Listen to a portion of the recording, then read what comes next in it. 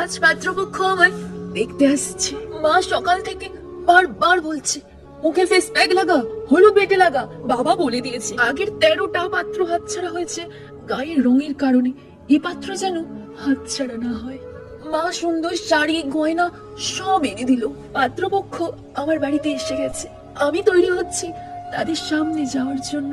শুনতে পাচ্ছি বাবা বলছে মেয়েরা আমার সব ভালো, শুধু গায়ের রংটা যা একটু কালো। আমাকে দেখেই পাত্র বলল, আচ্ছা আমাকে পছন্দ তোমার? আমি অবাক হয়ে সম্মতি জানালাম শুধু। পাত্রের মা আমার বাবাকে বলল, দাদা একটা মেয়েকে মিষ্টির প্লেট সাজিয়ে সেজে গুজে বসে প্রত্যাখ্যাত হওয়ার যন্ত্রণা আপনি বুঝবেন না।